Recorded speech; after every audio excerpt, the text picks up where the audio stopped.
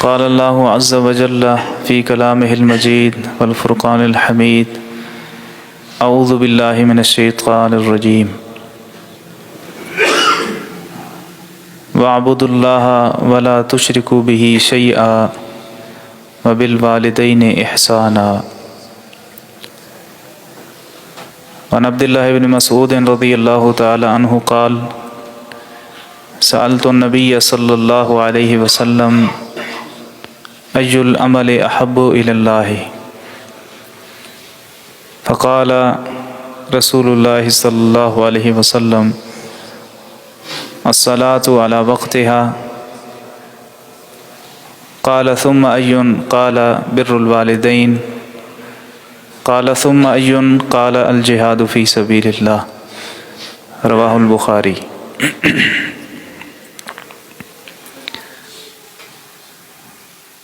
اللہ رب العالمین نے انسان کو بڑی عزت اور تکریم سے نوازا ہے۔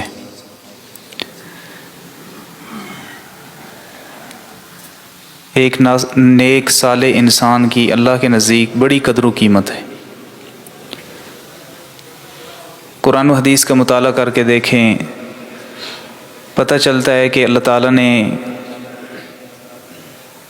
اپنے بندوں پر بار جو سزائیں مقرر کی ہیں کسی جرم کے بدلے میں، ان میں سے کئی سزاؤں کا تعلق اس چیز کے ساتھ ہے کہ جب کسی انسان کو تکلیف دی جائے تو اس کے بدلے میں اللہ تعالیٰ نے اس کا کوئی کفارہ رکھ دیا یا سزا متعین کر دی، تاکہ لوگ ایک تو زمین میں فتنہ و فساد نہ پھیلائیں اور دوسرے لوگوں کو، انسانوں کو تکلیف نہ دے۔ کوئی کسی کو قتل کر دیتا ہے تو اس کے بدلے میں قتل رکھ دیا گیا ہے۔ کوئی کسی مسلمان کا مال چوری کرتا ہے تو اس کے بدلے میں سزا رکھ دی گئی ہے کہ اس کا ہاتھ کاٹ دیا جائے۔ تو یہ ان سے پتہ چلتا ہے کہ یہ اللہ رب العالمین نے یہ جو سزائیں متعین کی ہیں، اس کی ایک وجہ جہاں فتنہ اور فساد کی روک تھام ہے، وہاں یہ ہے کہ لوگ دوسروں کو تکلیف دینے سے بچ جائیں۔ پھر رسول اللہ صلی اللہ علیہ وسلم نے احادیث مبارکہ کے اندر حقوق العباد کا بہت زیادہ تذکرہ کیا کہ آپ کے دوستوں کے آپ پر کیا حقوق ہیں، آپ کے رشتہ داروں کے آپ پر کیا حقوق ہیں، آپ کے ساتھ کام کرنے والوں کے آپ پر کیا حقوق ہیں، اولاد کے والدین پر کیا ہیں اور والدین کے اولاد پر کیا ہیں۔ صلہ رحمی کو بڑا زور دیا گیا کہ صلہ رحمی کی جائے، حسن سلوک کیا جائے۔ یہ سب چیزوں سے پتہ چلتا ہے کہ جہاں دین اسلام کے اندر حقوق اللہ کی اہمیت ہے، وہاں حقوق العباد کی بھی بہت زیادہ اہمیت کو اجاگر کیا گیا ہے۔ عبداللہ بن عمر رضی اللہ تعالیٰ عنہ کعبۃ اللہ کی طرف دیکھ کر کہنے لگے، جامع ترمذی کے اندر آتی ہے ان کا یہ قول صحیح سند کے ساتھ، ما اعظم کی و اعظم شأن کی، کہ اے کعبہ تیری بہت ہی عزت اور تکریم ہے، بڑا شرف ہے تیرا، لیکن ایک مسلمان کی حرمت تجھ سے بھی زیادہ ہے۔ تو خیر یہ ایک بہت بڑا ٹاپک ہے حقوق العباد کے حوالے سے دین اسلام کے اندر۔ اللہ رب العالمین نے جو حقوق العباد کے اندر ایک بہت بڑا حصہ ذکر کیا ہے وہ ہے والدین کے حوالے سے۔ توحید کے حوالے سے ہمارے موضوعات چل رہے تھے۔ توحید کی بڑی اہمیت اپنی جگہ پر، اس میں کوئی شک نہیں، کیونکہ باقی اعمال کا دار و مدار اور بنیاد اس بات پر ہی ہے کہ اللہ کے ساتھ شرک نہ کیا جائے، اللہ کو وحدہ لا شریک مانا جائے۔ ساتھ ہی اللہ رب العالمین نے جہاں اس چیز کی تلقین کی ہوئی ہے اور انسان کو بڑا تاکیدی حکم دیا ہوا ہے کہ صرف اللہ کی وہ عبادت کرے اور اللہ کے ساتھ کسی چیز کو شریک نہ ٹھہرائے، متصل بات اللہ رب العالمین نے انسان کو یہ حکم دیا ہوا ہے کہ اپنے والدین کے ساتھ احسان کرے۔ وَاعْبُدُوا اللَّهَ وَلَا تُشْرِكُوا بِهِ شَيْئًا، اللہ کی عبادت کرو، اس کے ساتھ کسی چیز کو بھی شریک مت ٹھہراؤ۔ وَبِالْوَالِدَيْنِ إِحْسَانًا، اور والدین کے ساتھ احسان کرو۔ اس سے پتہ چلتا ہے کہ یہ بہت اہمیت ہے اس چیز کی اللہ رب العالمین کے نزدیک، جہاں جس طرح اللہ کے ساتھ شرک کرنا منع ہے، حرام ہے، اسی طرح والدین کی نافرمانی کرنا یہ بھی حرام ہے۔ دوسری جگہ پر جہاں اللہ تعالیٰ نے یہ فرمایا نا قُلْ تَعَالَوْا أَتْلُ مَا حَرَّمَ رَبُّكُمْ عَلَيْكُمْ، کہ آؤ میں تم پر وہ چیزیں تلاوت کرتا ہوں جو تمہارے رب نے تم پر حرام کر دی ہیں۔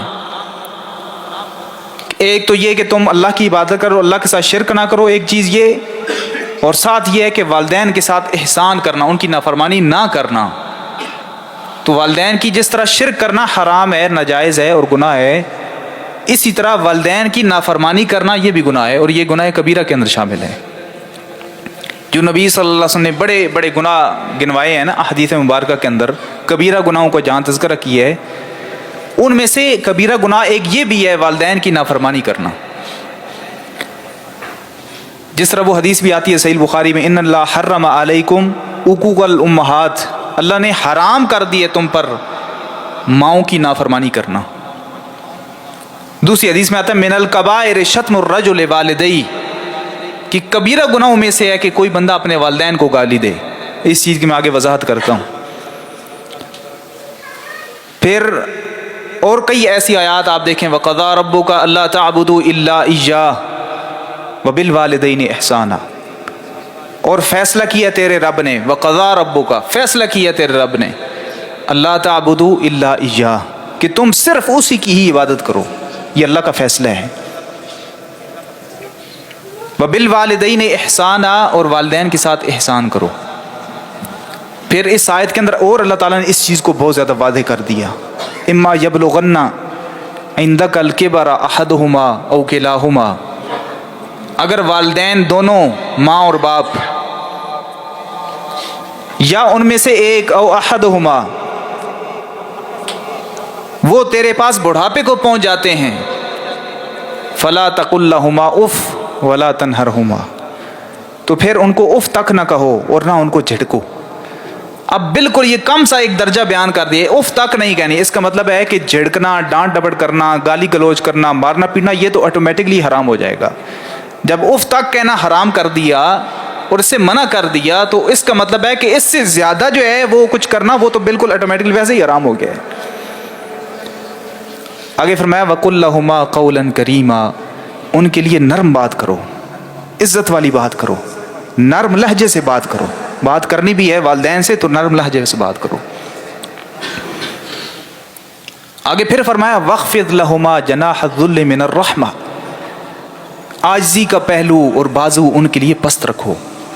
وَقُلْ رَبِّ ارْحَمْهُمَا كَمَا رَبَّيَانِي صَغِيرًا، اور ان کے لیے یہ دعا کیا کرو کہ اے میرے رب ان دونوں پر اس طرح رحمت کر جس طرح انہوں نے بچپن کے اندر میری پرورش کی ہے۔ اب یہ پوری آیت اس کو ذرا دیکھیے کہ اللہ رب العالمین نے 5-6 حکم صرف والدین کے حوالے سے اس میں بیان کیے ہیں۔ جہاں یہ شروع میں کہا کہ اللہ تعالیٰ نے یہ فیصلہ کیا ہے اللہ تعبدوا الا ایہ، کہ تم صرف اسی کی عبادت کرو، اللہ کے ساتھ کسی اور کو عبادت میں شریک نہیں کرنا۔ شریک فی العبادہ جسے کہتے ہیں، یہ شرک ہے کہ عبادت کے اندر جیسا سجدہ ہے یہ ایک عبادت ہے، تو سجدہ کسی اور کو کرنا یہ ہے عبادت کے اندر شریک کرنا، کہ اللہ کے ساتھ ہم نے شرک کیا عبادت کے اندر۔ اور فرمایا وَبِالْوَالِدَيْنِ إِحْسَانًا، والدین کے ساتھ احسان کرو۔ اب پھر اسی چیز کو آگے ڈیفائن کیا کہ احسان کس طرح کرنا ہے۔ پہلی چیز تو یہ ہے کہ اما یبلغن عندک الکبر احدہما او کلاہما فلا تقل لہما اف، کہ اگر ان میں سے کوئی ایک یا دونوں بڑھاپے کو پہنچ جاتے ہیں تو پھر ان کو اف تک نہیں کہنی۔ دوسری چیز ولا تنہرہما، ان کو جھڑکنا ہی نہیں ہے۔ اور تیسری چیز وَقُلْ لَهُمَا قَوْلًا كَرِيمًا، ان کے لیے نرم لہجے سے بات کرنی ہے، نرمی والی بات کرنی ہے۔ اور چوتھی چیز وَخْفِضْ لَهُمَا جَنَاحَ الذُّلِّ مِنَ الرَّحْمَةِ، ان کے لیے رحمت والا بازو، عاجزی والا بازو یہ پست رکھنا ہے، عزت اور اکرام اور یہ ساری چیزیں۔ اور پانچویں چیز وَقُلْ رَبِّ ارْحَمْهُمَا كَمَا رَبَّيَانِي صَغِيرًا، ان کے لیے دعائیں بھی کرنی ہیں۔ دنیا کے اندر احسان بھی کرنا ہے، ان کے ساتھ نیکی بھی کرنا ہے، ادب و احترام اور یہ ساری چیزیں ملوز خاطر رکھنی ہیں، اور ان کے لیے دعا بھی کرنی ہے۔ والدین کے لیے دعا کرنا یہ بھی ایک حق ہے، یہ آگے احادیث کے اندر میں انشاءاللہ اس چیز کو واضح کرتا ہوں۔ پھر ایک جگہ کیا فرمایا کہ یہ ساری چیزیں جو اللہ تعالیٰ نے اتنی بیان کی ہیں، اس میں پھر اسپیشلی والدہ اور زیادہ جو ہے نا وہ حسن سلوک کی لائق ہے۔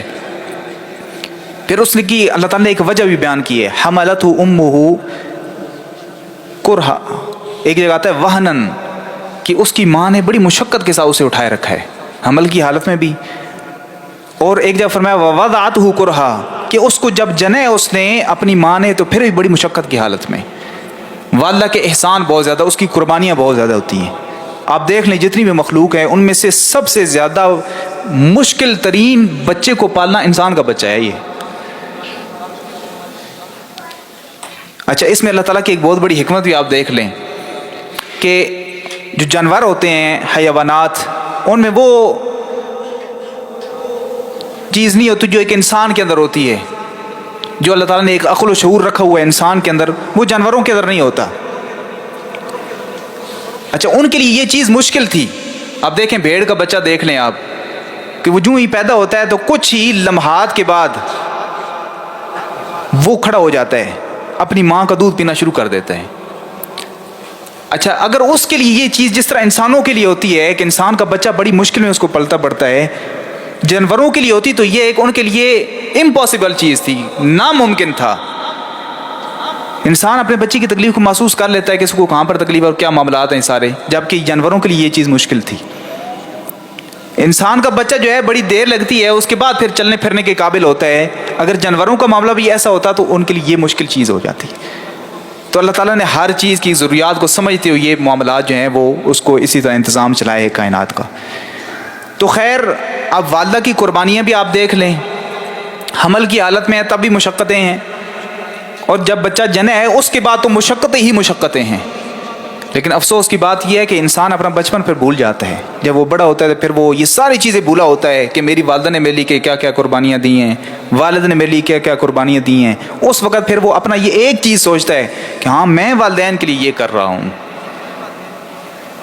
تو اللہ تعالیٰ نے بہت ساری آیات جو ہیں قرآن کے اندر وہ اس موضوع پر نازل کی ہوئی ہیں، والدین کے ساتھ حسن سلوک کرنے کی۔ اچھا، بعض مفسرین نے اس میں ایک یہ حکمت بھی لکھی ہے کہ اللہ تعالیٰ نے یہ ایسا کیوں کیا کہ جہاں پر اس چیز کو ڈسکس کیا کہ اللہ کی توحید پر ایمان لانا، اللہ کے ساتھ شرک نہیں کرنا، تو متصل بات والدین کا ہی کیوں ذکر کی ہے؟ اس میں ایک وجہ یہ ہے کہ جس طرح معبود انسان کا ایک ہی ہے اللہ رب العالمین، اسی طرح والدین بھی انسان کے ایک ہی ہیں، 3-4 والد نہیں ہو سکتے۔ حقیقی والدہ انسان کی ایک ہی ہو سکتی ہے، 2 3 4 نہیں ہو سکتے۔ جس طرح معبود برحق وہ ایک اللہ ہی ہے، اسی طرح والد بھی انسان کا ایک ہی ہے، 2 والدہ نہیں ہو سکتے۔ والدہ بھی حقیقی ایک ہی ہے، 2 والدہ نہیں ہو سکتی۔ اس لحاظ سے بھی اس چیز کو اللہ تعالیٰ نے بیان کیا ہے اپنی توحید کے متصل بات۔ اب آتے ہیں احادیث مبارکہ کی طرف۔ رسول اللہ صلی اللہ علیہ وسلم نے اپنی حدیث کے اندر بہت زیادہ فضائل بیان کیے اس بات پر، جہاں یہ تذکرہ کیا نا کہ ان کی نافرمانی کرنا گناہ ہے، وہاں ان کے ساتھ حسن سلوک کرنا، حسن صحبت، اس کی بڑی فضیلت ہے۔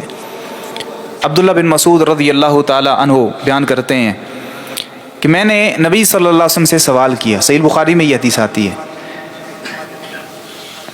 ای العمل احب الی اللہ تعالی، اے اللہ کے نبی صلی اللہ علیہ وسلم، اللہ کے نزدیک سب سے پسندیدہ عمل کیا ہے؟ تو آپ نے فرمایا کہ الصلاۃ لوقتہا، نماز اپنے وقت پر پڑھنا، یہ اللہ کے نزدیک پسندیدہ ترین عمل ہے۔ نماز کو اپنے وقت پر پڑھنا، ایک ہے نماز پڑھنا عمل، ایک ہے نماز کو اپنے وقت پر پڑھنا، یہ سب سے بہترین افضل عمل ہے۔ اس کی عادت بنائیے کہ نماز اگر ہم نے پڑھنی تو ہے، اگر اللہ نے توفیق دی ہوئی ہے الحمدللہ، توفیق بھی اللہ اسے دیتا ہے جو کوشش کرتا ہے، تو پھر اس کا اجر ضائع نہ کیجیے، اس کو اپنے وقت پر پڑھیے، لیٹ نہ کیجیے۔ تو عبداللہ بن مسعود رضی اللہ تعالیٰ عنہ کہتے ہیں کہ میں نے اللہ کے نبی صلی اللہ علیہ وسلم سے پھر سوال کیا، ثم ایون، اللہ کے نبی اس کے بعد کون سا عمل ہے جو اللہ کے نزدیک پسندیدہ ہے؟ آپ نے فرمایا بر الوالدین، والدین کے ساتھ حسن سلوک کرنا اللہ کے نزدیک پسندیدہ عمل ہے۔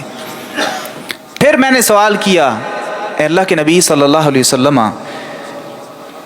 اس کے بعد کون سا عمل اللہ کے نزدیک افضل ہے؟ آپ نے فرمایا الجہاد فی سبیل اللہ، اللہ کے راستے میں جہاد کرنا اللہ کے نزدیک پسندیدہ عمل ہے۔ اس میں اس چیز کو دیکھیں آپ۔ اچھا، آپ یہاں یہ چیزیں دیکھیں کہ یہ قرآنی آیات اور پھر احادیث مبارکہ اتنی آگے میں کچھ بیان کرتا ہوں، ان کا احاطہ کیا جائے تو بہت زیادہ کثیر تعداد اس چیز کی بنتی ہے جو صرف خاص اس موضوع پر اللہ تعالیٰ نے بیان کی ہوئی ہیں۔ اور یہ واحد دین اسلام ہے جس میں والدین کی اس قدر اہمیت بیان کی ہے ان کے ساتھ حسن سلوک کرنے کی. اب باقی مذاہب دیکھ لیجئے اور اس کا رزلٹ بھی آپ دیکھ لیجئے. مسلمان الحمدللہ اس بات پر فخر محسوس کرتے ہیں کہ مجھے اللہ نے اپنے والدین کی بڑھاپے میں خدمت کی توفیق دی ہے. اس پر مسلمان خوش ہوتے ہیں. کسی کو والدہ کی خدمت کا موقع مل جائے اور والد کی خدمت کا موقع مل جائے بڑھاپے میں یا بیماری میں، اس بات پر وہ خوش ہو رہے ہوتے ہیں. جبکہ دوسرے مذاہب دیکھ لیں، عیسائیت میں آپ دیکھ لیں، اولڈ ہاؤس انہوں نے بنائی ہوئی ہیں کہ والدین جب بڑھاپے میں جاتے ہیں تو وہ ادھر جا کر ان کو جمع کراتے ہیں، بس ٹھیک ہے آپ ادھر رہیں، اب شاید ہمارا حق ختم ہو گیا ہے. اسلام کیا کہتا ہے کہ جتنے والدین بڑی عمر کو پہنچ جائیں گے اتنے زیادہ حسن سلوک اور بڑھتا جائے گا. اما یبلغن عندک الکبر احدہما او کلاہما فلا تقل لہما اف. پہلے کیا فرمایا؟ احسان کرنا ہے. پھر کیا فرمایا؟ جب بڑھاپے کو پہنچ جائیں تو اور زیادہ کانشیس ہو جانا ہے کہ تم نے اف تک بھی نہیں کرنی ہے. ان کو جھڑکڑ بھی نہیں ہے، ان کے لیے عاجزی کا بازو پھیلا دینا ہے، ان کے لیے رحمت کی دعا کرتے رہنا ہے. والدین بڑھاپے کی طرف جا رہے ہیں اور زیادہ اس میں انسان جو ہے وہ چوکنا ہو جاتا ہے. جبکہ دوسرے عیسائیت یہودیت کے اندر آپ دیکھ لیں کہ والدین جس قدر بڑھاپے کی طرف جا رہے ہیں وہ ان کا ذہن ایک پہلے سے بنا ہوا کہ اب ان کو اولڈ ہاؤس کی طرف لے کر جانا ہے. یہ دین اسلام ہے جو اس قدر اہمیت بتاتا ہے والدین کی. حقوق العباد کے اندر سب سے بڑا علمبردار دین اسلام ہے. لیکن افسوس کی بات یہ ہے کہ ہمارے اپنی سستی اور کوتاہی کی وجہ سے کرٹیسزم بھی اسلام کو اور مسلمانوں کو کیا جاتا ہے. خیر، اللہ کے نبی صلی اللہ علیہ وسلم سے جب سوال کیا، آپ نے کیا فرمایا کہ دوسرے نمبر پر بر الوالدین، والدین کے ساتھ احسان کرنا، یہ اللہ کے نزدیک پسندیدہ عمل ہے. صحیح بخاری اور مسلم حدیث آتی ہے، ابو ہریرہ رضی اللہ تعالیٰ عنہ بیان کرتے ہیں، ایک شخص اللہ کے نبی صلی اللہ علیہ وسلم کے پاس آیا، ابایعک علی الہجرۃ والجہاد، اللہ کے نبی میں آپ سے بیعت کرتا ہوں ہجرت پر بھی اور جہاد پر بھی. وابتغی الاجر من اللہ، میں اللہ سے اس کا اجر چاہتا ہوں. تو آپ نے فرمایا کہ کیا تیرے والدین زندہ ہیں؟ دونوں یا ان میں سے کوئی ایک؟ کہنے لگا ہاں اللہ کے نبی صلی اللہ علیہ وسلم زندہ ہیں. انہوں نے جا پھر ففیہما فجاہد، ان میں جہاد کر. کیا مطلب؟ جا ان کی خدمت کر. یہ بھی ایک جہاد ہے، والدین کی خدمت کر جا کر. تو اجر چاہتا ہے نا، اللہ سے اجر چاہتا ہے. اس میں آگے پھر وضاحت ہے. ایک وہ وقت ہوتا ہے کہ جب جہاد فرض عین ہو جاتا ہے، حاکم وقت اعلان کر دیتا ہے کہ سب نے نکلنا ہے، کسی کو ریلیکسیشن نہیں ہے، کوئی پیچھے نہیں رہے گا. اس وقت سب نے جانا ہوتا ہے، والدین روکیں تب بھی پیچھے نہیں رہ سکتے جب فرض عین ہو جاتا ہے.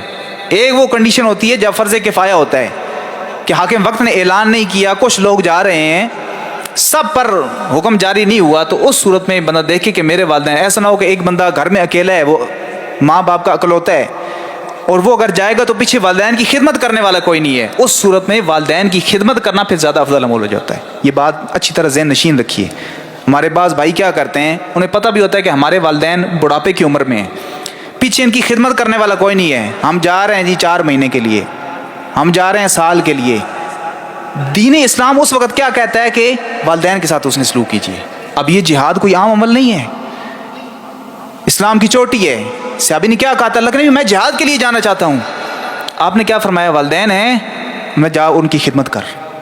اللہ کے نبی وقتی کنڈیشن کو دیکھا نا، ہو سکتا ہے ان کو اور بھائی کوئی نہ ہو خدمت کرنے والا، تو آپ نے کیا فرمایا کہ واپس جا کر میں والدین کی خدمت کیجیے. تو ایسی صورت کے اندر پھر بندہ یہ کہے کہ میں شاید دین کا بہت زیادہ کام کر رہا ہوں. یہ چھوٹے بچے یہ بھی خاص اس چیز کو اچھی طرح ذہن نشین کر لیجئے کہ والدین کی خدمت، اسپیشلی جب آپ مدارس میں پڑھتے ہیں یا کسی ادارے میں جب آپ چھٹیوں میں جاتے ہیں گھر، تو یہ آپ کے پاس موقع ہوتا ہے آپ جا کر والدین کی خدمت کریں. بندہ یہ سمجھے کہ نہیں میں تو مہمان بن کر آیا ہوں. جس طرح یہ ہم نے یہ سمجھے ہو کہ شاید نماز پڑھنا اور رمضان کے روزے رکھنا اور مال کی زکوٰۃ دینا اور تسبیحات اذکار اور یہ ساری نیکی صرف یہی ہے. والدین کی خدمت کرنا یہ بڑی بڑی نیکیوں میں سے ہے. تو یہ بھی عبادت ہے والدین کی خدمت کرنا. تو یہ بندہ خوش نصیب ہے جس کو یہ موقع نصیب ہو جائے کہ وہ اپنے والدین کی خدمت کرتے ہیں. اور عام طور پر شکایات یہ سننے کو ملتی ہیں کہ ہمارے بچے ہماری بات نہیں مانتے ہیں. ہمارے نوجوان ابھی جب بالغ ہو چکے ہیں، باشعور ہو چکے ہیں، تو ابھی ہمارے ہاتھ سے نکل چکے ہیں جی ہماری بات نہیں مانتے. والدین کو تو کوئی سمجھتے نہیں ہیں، آگے سے جواب دیتے ہیں کہ نہیں جی ابا جی آپ کو نہیں پتہ.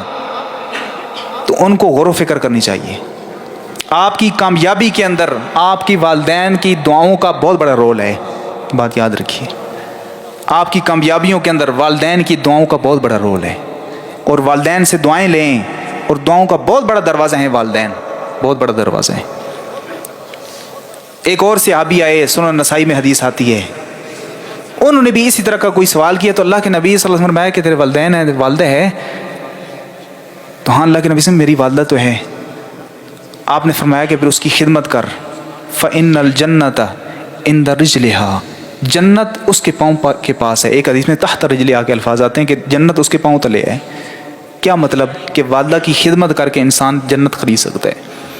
ابو ہریرہ رضی اللہ تعالیٰ میں فرماتے ہیں, صحیح بخاری میں حدیث آتی ہے, اللہ کے نبی صلی اللہ علیہ وسلم نے 3 دفعہ یہ الفاظ فرمائے, رغم انفہ, پھر فرمایا رغم انفہ, پھر فرمایا رغم انفہ, کہ اس بندے کی ناک خاک آلود ہو جائے. پھر یہ الفاظ دہرائے, اس بندے کی ناک خاک آلود ہو جائے. تیسری دفعہ پھر یہ الفاظ فرمائے, اس بندے کی ناک خاک آلود ہو جائے. پوچھا کہ اللہ کے نبی سے کون سا ایسا بندہ ہے جس کی ناک خاک آلود ہو جائے؟ یہ عام طور پر ایک ورڈ بولا جاتا تھا عربی کے اندر, یہ ایسے سمجھے جیسے ہم کہتے ہیں وہ بندہ بڑا ہی بد نصیب ہے, بڑا ہی بدبخت بندہ ہے, خسارہ پا گیا وہ بندہ, ناکام اور نامراد ہو گیا ہے, نقصان پا گیا وہ بندہ. تو اسی طرح آپ نے یہ الفاظ فرمایا کہ اس کی ناک خاک آلود ہو جائے. پوچھا کہ اللہ کے نبی کون سا ایسا شخص ہے جس کے بارے میں آپ یہ فرما رہے ہیں؟ آپ نے فرمایا من ادرک والدیہ عند الکبر, جو بندہ اپنے والدین کو بڑھاپے کے وقت پاتا ہے پھر ان کی خدمت کر کے جنت نہ پا سکا, فلم یدخل الجنہ, جنت نہ پا سکا, یہ وہ بندہ ہے رغم انفہ جس کی ناک خاک آلود ہو جائے. کہ اس کو اللہ نے موقع دیا ہے, والدین بڑھاپے میں ہیں اور ان کی خدمت کرے, ان کی خدمت کر کے وہ جنت حاصل کر سکتا ہے. اگر نہیں کر سکا تو ایسے سمجھے کہ یہ بندہ ناک خاک آلود ہو جائے, اس کی یہ بد نصیب بندہ ہے. اور جب والدین دنیا سے چلے جاتے ہیں قدر ان سے پوچھئے کہ اس وقت ان کو کتنی یاد آتی ہے. ان کی خواہش ہوتی ہے کہ آج والدین ہوتے تو ہم ان کی خدمت کرتے اور ان سے دعائیں لیتے. اور دنیا میں بڑے بڑے جو رشتے جنہوں ہم کہتے ہیں یہ وفادار رشتہ ہو سکتا ہے, والدین سے بڑھ کر کوئی نہیں ہے. والدین سے بڑھ کر آپ کے ساتھ اولاد کے ساتھ وفادار کوئی نہیں ہے. تو اس لیے احادیث مبارکہ کے اندر بہت زیادہ اس چیز کی فضیلت اللہ کے نبی صلی اللہ علیہ وسلم نے بیان کی ہے. اس سے بھی یہ ایک پہلو نکلتا ہے کہ اس کی وجہ تاکہ ہمارے بہت زیادہ توجہ اس بات کی طرف ہو والدین کے ساتھ حسن سلوک کرنے کی, احسان کرنے کی. لیکن معاشرے میں یہ ہمارا معاشرہ جہاں باقی برائیاں ادھر عام ہیں, ادھر یہ ایک بہت برائی عام ہے کہ جب ہم بالغ عقل و شعور والی عمر جو ہوتی ہے جس کو سمجھی جاتی ہے کہ یہ بالغ ہو گیا, اب عقل و شعور اس کے اندر مکمل درجے کا آ گیا ہے, تو اسی عمر کے اندر ہی ہم والدین کو جھڑک دیتے ہیں. عام چیز سننے کو ملتی ہے, اب اس کی شادی ہو گئی, جب اس کی جاب لگ گئی ہے, اب یہ کہتا ہے کہ میں نے علیحدہ گھر لینا, جی میں علیحدہ رہوں گا. کچھ خرچ کرنے لگے تو وہ بھی گن گن کر کہ نہیں میں نے والدین پر اتنا خرچ کیا. یہ بات یاد رکھیے, آپ کی جاب لگ جائے, آپ علیحدہ گھر میں رہتے ہیں, ساری زندگی جو اولاد کا مال ہے وہ والدین کی ہی ملکیت سمجھا جاتا ہے. سنن نسائی میں حدیث آتی ہے, ایک شخص آیا تو کہنے لگا اللہ کے نبی صلی اللہ علیہ وسلم میرا مال ہے کچھ اور میرے والد میرا مال لینا چاہتے ہیں. اس کا مطلب ہے کہ وہ بطور شکایت اس چیز کو بیان کر رہے تھے. تو آپ صلی اللہ علیہ وسلم نے کیا فرمایا, انت و مالک لابیک, تو اور تیرا مال دونوں ہی یہ تیرے والد کا ہے, والد لینا چاہے تو وہ لے سکتا ہے. تو یہ سوچنے والی بات ہے کہ ہم وہ اگر ان پر 10 20 100 روپے 1000 روپے اگر خرچ کرتے ہیں تو اگر ہم یہ سمجھتے ہیں نا کہ میں یہ بہت بڑا خرچ کر رہا ہوں اپنے والدین پہ احسان کر رہا ہوں, یہ احسان نہیں ہے. اصل وہ ملکیت ہی والد کی ہے.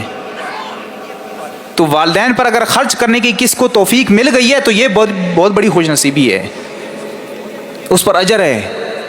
عام دوسرے رشتہ داروں پر, دوستوں پر, عزیز و اقارب پر خرچ کرنا جس طرح یہ اجر ہے, اس سے زیادہ کہیں اجر یہ ہے کہ انسان اپنے والدین پر خرچ کر رہا ہے, اپنے والدین پر خرچ کر رہا ہے. تو اس لیے ہمیں اپنی یہ زندگی کے اندر یہ سوچنا چاہیے کہ میں نے اپنا کتنا حصہ یا اس عبادت کے اندر میری کتنی ایسی نیکی ہیں جو اس حوالے سے میں نے رکھی ہیں کہ میں نے اپنے والدین کے ساتھ حسن سلوک کی ہے, یا کہیں ایسا تو نہیں ہے کہ میں نے والدین کی نافرمانی کی ہے. آپ دیکھ لیں, اس بات سے اندازہ لگائیے کہ اللہ کے نبی صلی اللہ علیہ وسلم فرمایا جہاں کہ من الکبائر شتم الرجل والدیہ, کہ کبیرہ گناہ میں سے یہ ہے کہ انسان اپنے والدین کو گالی دے. تو ایک صحابی نے سوال کیا اللہ کے نبی کو اپنے والدین کو بھی گالی دے سکتا ہے؟ اور ایک حدیث میں یہ الفاظ بھی آتے ہیں من یلعن والدیہ، جو اپنے والدین پر لعنت کرے یہ کبیرہ گناہوں میں سے. تو صحابی نے سوال کیا اللہ کے نبی اپنے والدین کو گالی کون دے سکتا ہے؟ کوئی گالی دیتا ہے اپنے والدین کو؟ آپ نے فرمایا یسب ابا الرجل، کہ وہ جب کسی کے والد کو گالی دیتا ہے فیسب اباہ، وہ اس کے والد کو گالی دے گا. ویسب امہ، جب وہ کسی کی ماں کو گالی دے گا فیسب امہ، وہ اس کی ماں کو گالی دے گا. تو اپنے والدین کو گالی دینے کا سبب کون شخص بنا ہے؟ یہی جس نے کسی کو والدین کو گالی دی ہے. تو ایسے ہی سمجھے کہ اس نے اپنے والدین کو خود گالی دی ہے. اور یہ چیز بھی بڑی برائی عام ہو چکی ہے. گالی دینا ہمارے معاشرے میں بہت زیادہ ہو چکا ہے، اور ابھی تو اس کو فیشن سمجھ جاتا ہے. ابھی اس کو فیشن سمجھ جاتا ہے. کئی لوگ ان کے تکیہ کلام بن چکا ہوتا ہے بار بار، حالانکہ یہ بری ترین خصلت ہے، بری ترین خصلت ہے. فاسق اور فاجر کی ایک نشانی یہ بتائی گئی ہے، بلکہ منافق کی جو 4 نشانیاں ذکر کی ہیں ان میں سے ایک نشانی یہ بھی ہے صحیح مسلم کے حدیث کے مطابق، جہاں یہ کہا گیا نا اذا وعد اخلف، منافق بندہ وعدہ کرتا ہے تو وعدے خلافی کرتا ہے.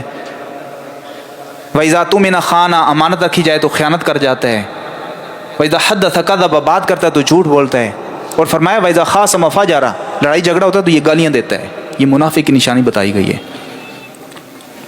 تو یاد رکھیے یہ گالی دینا، اس کو ختم کیجیے اپنی گفتگو میں گالی. اور جب یہ زیادہ بڑھ جاتی ہے، ایک بندے کی عادت بن جاتی ہے، تو وہ اپنی گفتگو کے اندر گالیاں بھی دے رہا ہوتا ہے. اور دوسرا جب اگر اس کو کہتے ہیں نا کہ تم نے گالی دی، کہتا ہے میں نے تو گالی نہیں دی ہے، کیونکہ اس کی عادت بن چکی ہے. کئی نوجوانوں کو دیکھا گیا کہ وہ مزاحن ایک دوسرے میں مذاق کرتے ہوئے بھی ایک دوسرے کو گالیاں دے رہے ہوتے ہیں، اگلے ہنس رہے ہوتے ہیں. حالانکہ ایک وقت وہ تھا کہ گالی کسی کو دی جاتی تو ایک بہت بڑا سمجھ جاتا تھا کہ دیکھیں اس نے فلاں کو گالی دے دی ہے جی. اور ابھی ہم نے اس کو اپنی گفتگو کا حصہ بنا لیا ہے. ہمارے چھوٹے بچے باہر اگر گلی میں کھیلنے جاتے ہیں تو واپسی پر انہوں نے ایک گالی یاد کی ہوتی ہے. کیوں؟ وہ یہ بچوں تک معاملہ پہنچ چکا ہے.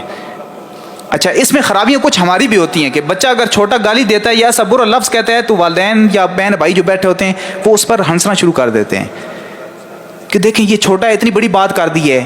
یہ جو ہم نے یہ اس کو اپریشیٹ کر رہے ہیں نا، یہ بھی اس گناہ کو زیادہ کرنے کا ایک سبب ہے.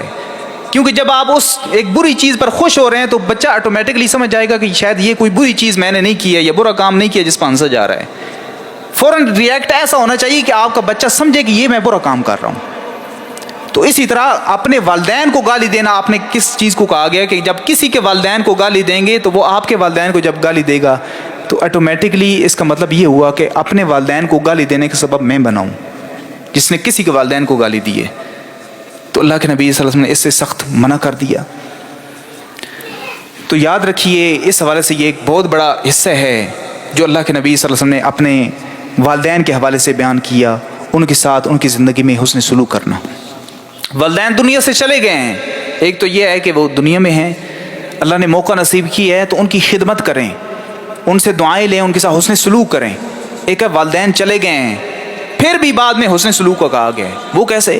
سنن نبی داؤد میں حدیث آتی ہے، ایک صحابی آئے اللہ کے نبی صلی اللہ علیہ وسلم، میرے والدین اگر چلے گئے دنیا سے تو پھر میں کس طرح ان کے ساتھ حسن سلوک کر سکتا ہوں؟ پھر آپ نے فرمایا کہ ان کے لیے دعا کیا کر، ان کے لیے استغفار کیا کر، اور جو ان کے دوست تھے ان کے ساتھ حسن سلوک کر، صلہ رحمی کر، اور جن کے ساتھ وہ صلہ رحمی کرتے تھے ان کے ساتھ صلہ رحمی اپنی جاری رکھ. والدین کے دنیا سے جانے کے بعد ان کے لیے سب سے بڑی خیر خواہی یہ ہے کہ ان کے لیے دعائیں مغفرت کی جائے، اپنی دعاؤں میں ان کو یاد رکھا جائے. ہم سوچ لیں ذرا کہ اگر کسی کے والدین نہیں ہیں تو ہم اپنی دعاؤں کے اندر اپنے والدین کو کتنا یاد رکھتے ہیں، یا ڈیلی بیسس پر ہم اگر 1-2 دفعہ ہم دعا کرتے ہیں تو کیا اس دعا کے اندر اپنے والدین کو ہم یاد کرتے ہیں، ان کے لیے مغفرت کی دعا کی ہے؟ سب سے زیادہ انسان محتاج اس وقت ہوتا ہے اور اس کو دعاؤں کی اشد ضرورت اس وقت ہوتی ہے مرنے کے بعد. اور ان کے لیے دعائیں مغفرت جس طرح کوئی دل سے دعا اولاد کر سکتی ہے دوسرا نہیں کر سکتا، اور یہ ان کی نیکیوں میں اضافے کا باعث بھی ہے. مسند احمد میں حدیث آتی ہے، اللہ کے نبی صلی اللہ علیہ وسلم نے فرمایا کہ انسان جب آئے گا قیامت کے ان کا نامہ اعمال کھولا جائے گا تو کئی ایسی نیکیاں پائے گا جو اس کے نامہ اعمال میں نہیں ہوں گی، اس نے کی نہیں ہوں گی، اجر لکھا ہوگا. یا اللہ میں نے تو نیکی نہیں کی، یہ اجر اتنا کیسے لکھا گیا؟ تو اللہ تعالیٰ فرمائے گا یہ تیری اولاد تیرے لیے دعائیں کرتی رہی ہے، تیری اولاد تیرے لیے دعائیں کرتی رہی ہے. تو اس سے بڑا تحفہ کیا ہو سکتا ہے کہ ہم اپنے والدین کے نامہ اعمال میں اجر لکھوانے کے سبب بن جائیں. پھر ان کے دوستوں کے ساتھ حسن سلوک کرنا یہ بھی حق ہے. صحیح مسلم میں حدیث آتی ہے، اِنَّ أَبَرَّ الْبِرِّ صِلَةَ الرَّجُلِ أَهْلَ وُدِّ أَبِيهِ، کہ بڑی بڑی نیکیوں میں سے جو بڑی نیکی ہے نا وہ یہ ہے کہ اپنے والدین کے دوستوں کے ساتھ حسن سلوک کیا جائے، والدین کے دوستوں کے ساتھ حسن سلوک کیا جائے۔ مسند احمد میں حدیث آتی ہے، عبداللہ بن عمر رضی اللہ تعالیٰ عنہ جا رہے تھے گدھے پر سوار ہو کر، گدھا تھا یا خچر، تو ایک شخص آگے سے آ رہا ہے، ان کے غلام بھی عبداللہ بن عمر کے غلام تھے نافع، وہ بھی ساتھ جا رہے تھے۔ وہ شخص جب آیا تو عبداللہ بن عمر اپنی سواری سے اترے، جو امامہ سر پر رکھا ہوا تھا پگڑی وہ اتاری، اس شخص کے سر پر رکھ دی۔ اچھا وہ جو غلام ان کے تھے نافع، وہ سوال کرنے لگے کہ آپ نے بڑا پروٹوکول دیا اس شخص کو، عام سا ایک بندہ ہے سادہ سا دیہاتی، اتنا پروٹوکول، آپ سواری سے اترے اپنی پگڑی اتار کے سر پر رکھ دی، کیا وجہ ہے؟ انہوں نے کہا کہ یہ میرے والد محترم عمر بن خطاب کا دوست تھا رضی اللہ عنہ، یہ میرے والد کا دوست تھا۔ اور رسول اللہ صلی اللہ علیہ وسلم کی حدیث آتی ہے، ان ابر البر صلۃ الرجل اہل ود ابیہ، کہ بڑی نیکیوں میں سے ایک بڑی نیکی یہ ہے کہ اپنے والدین کے دوستوں کے ساتھ حسن سلوک کیا جائے۔ اس کو کہتے ہیں حدیث پر عمل کرنا، کہ جب حدیث آ جاتی ہے تو اس پر عمل کیا جائے۔ تو والدین کے دوستوں کے ساتھ حسن سلوک کرنا، ان کے جانے کے بعد والدین فوت ہو چکے، اب جن کے ساتھ ان کا اٹھنا بیٹھنا تھا، وہ گپ شپ لگاتے تھے، ان کا حال حوال پوچھ لیا کریں، یہ نیکیوں میں سے ایک نیکی ہے۔ رسول اللہ صلی اللہ علیہ وسلم جب دنیا سے رخصت ہوئی ہے نا، سنن نسائی میں حدیث آتی ہے، تو ام ہانی رضی اللہ تعالی عنہا کے پاس اللہ کے نبی سمجھ جاتے تھے عام طور پر، یہ بوڑھیا تھی، تو ابو بکر عمر رضی اللہ تعالیٰ نے آپس میں مشورہ کیا کہ آج ہم جاتے ہیں ان کا حال حوال پوچھنے کے لیے۔ اللہ کے نبی جب تھے تو اس وقت جاتے تھے ان کا حال حوال دریافت کرنے کے لیے، چلے آج ہم بھی جاتے ہیں۔ وہ پھر آگے لمبی حدیث ہے، جب انہوں نے ابو بکر عمر رضی اللہ کو دیکھا تو رونے لگ پڑی، انہوں نے کہا ام ہانی کیوں پریشان ہوتی ہیں؟ ما عند اللہ خیر لرسول اللہ صلی اللہ علیہ وسلم۔ انہیں یہی سمجھانا کہ شاید آج ہمیں دیکھ کر تو ان کو اللہ کے نبی کی یاد آ گئی ہوگی کہ اللہ کے نبی میرے پاس آتے تھے، آج نہیں ہیں، تو شاید اس جدائی کی وجہ سے رو رہی ہیں۔ انہوں نے آگے بڑا پیارا جواب دیا، انہوں نے کہا نہیں نہیں، میں اس وجہ سے نہیں رو رہی، میں تو اس وجہ سے رو رہی ہوں کہ اللہ کے نبی جب زندہ تھے آسمانوں سے جو وحی آتی تھی اس کا سلسلہ ختم ہو چکا ہے، اس کا سلسلہ ختم ہو چکا ہے، اب وحی آنا بند ہو گئی ہے، اللہ کے نبی دنیا سے چلے گئے، وحی آنا بھی ختم ہو گئی۔ ظاہر ہے وہی آتی تھی، ہمیں تازے تازے احکامات پتہ چل جاتے تھے، خیر وہ لمبی حدیث ہے۔ تو پتہ کیا چلا کہ والدین کے دوستوں کے ساتھ اچھا سلوک کرنا، جس طرح والدین کے لیے دعائے مغفرت دعائے رحمت کرنی، اس طرح ان کے لیے دوستوں کے ساتھ، والد کے دوستوں کے ساتھ حسن سلوک کرنا، یہ نیکیوں میں سے بڑی نیکی ہے۔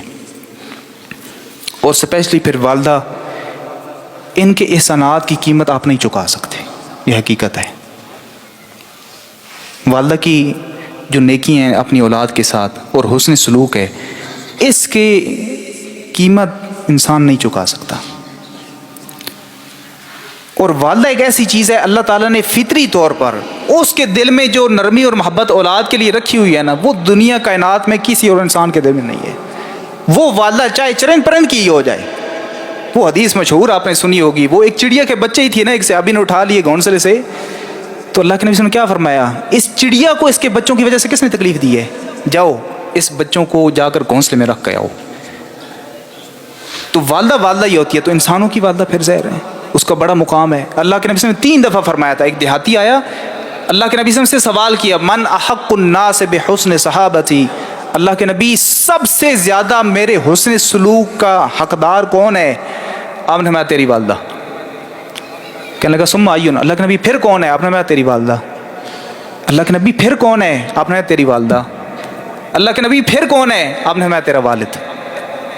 3 دفعہ آپ نے بار بار سوال کرنے پر یہی فرمایا، تیری والدہ حسن سلوک کی زیادہ حقدار ہے۔ اور کتنی ایسے کیسز ہیں، کتنی ایسے کیسز ہیں کہ والدہ کی طرف سے شکوے شکایتیں ہوتی ہیں کہ میرے بیٹے نے مجھے مارا ہے، یہ آن دی ریکارڈ چیزیں موجود ہیں، آن دی ریکارڈ چیزیں موجود ہیں۔ اور وہ واقعہ میں نے آپ کو سنایا تھا، معذرت یہ 1-2 منٹ اوپر ہو گئے، میں یہ چیز ختم کرتا ہوں۔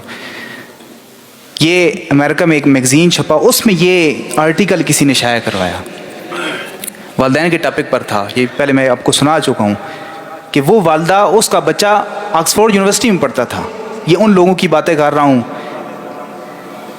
کہ جن کے پیچھے آج ہم لگے ہوئی ہیں، یعنی جن یہ سمجھتے ہیں کہ شاید آج ہم ان کے اگر رولز کو فالو نہیں کریں گے تو ہم ایک اچھی قوم نہیں بن سکتے، جو کہتے ہیں کہ ہم ویل ایجوکیٹڈ ہیں، آکسفورڈ یونیورسٹیوں کے پڑھے ہوئی ہیں۔ تو وہ اس کا بیٹا آکسفورڈ یونیورسٹی میں پڑھتا تھا، والدہ کا، اور ان کی والدہ ایک آنکھ سے بہنگی تھی، ایک آنکھ ان کی نہیں تھی۔ کہتے ہیں کہ وہ جب والدہ، اس کے دوست کہتے ہیں کہ جب اس کی والدہ گیٹ پر ملنے کے لیے آتی تھی نا، یونیورسٹی گیٹ پر، تو وہ اپنی والدہ کو دوستوں کے سامنے ملتا نہیں تھا، بس سے کہہ دیتا تھا کہ ٹھیک ہے، والدہ کو کہیں کہ ٹھیک ہے ہو گیا، میں آؤں گا تو آپ کو مل لوں گا۔ کس وجہ سے؟ کہ تاکہ کلاس فیلوز مجھے یہ نہ کہیں کہ اس کی والدہ بہنگی ہے۔ دن گزرتے گئے، کہتے ہیں اس کی شادی ہو گئی، اس نے مکان الگ کر لیا، اس کے بچے ہو گئے، وہ اپنے بچوں کو اپنی دادی اماں سے نہیں ملنے دیتا تھا کہ میرے بچوں کو کل کوئی یہ طعنہ دے گا کہ ان کی دادی اماں بہنگی ہیں، والدہ سے نہیں ملنے دیتا تھا۔ قصہ مختصر، ٹائم ختم ہو چکا، میں بعد مختصر کرتا ہوں۔ والدہ نے اپنی وفات سے پہلے کسی سے تحریر لکھوائی کہ جب میری ڈیتھ ہو جائے گی تو میرے بچے کو یہ تحریر پڑھوانی ہے۔ والدہ کی وفات ہوئی، اس کو خبر ملی کہ آپ کی والدہ کی وفات ہو چکی ہے، اور یہ ایک رکا جو ہے آپ کی والدہ آپ کے لیے لکھوا کر گئی ہیں۔ اس نے رکا کھولا، اس میں لکھا ہوا تھا، بیٹا میں تجھے ملنے جاتی تھی یونیورسٹی میں، تو مجھے ملنا نہیں جاتا تھا، صرف اس وجہ سے کہ لوگ کرٹیسزم کریں گے کہ اس کی والدہ بہنگی ہے۔ میرے پوتوں کو تو مجھ سے نہیں ملنا دیتا تھا کہ اس وجہ سے کہ میرے بچوں کو کوئی تنقید کرے گا، لان تان کرے گا کہ دیکھ ان کی دادیاں بہنگی ہیں۔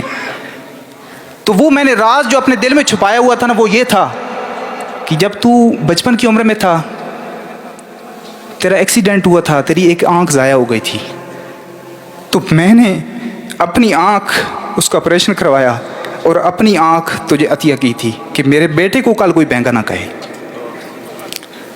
والدہ کے دل میں ہوتی ہے نا جو محبت، وہ دنیا میں کسی کے اندر نہیں ہے۔ خوش نصیب ہیں وہ لوگ جن کی والدہ زندہ ہیں۔ اللہ تعالیٰ عمل کی توفیق عطا فرمائے۔ اللہ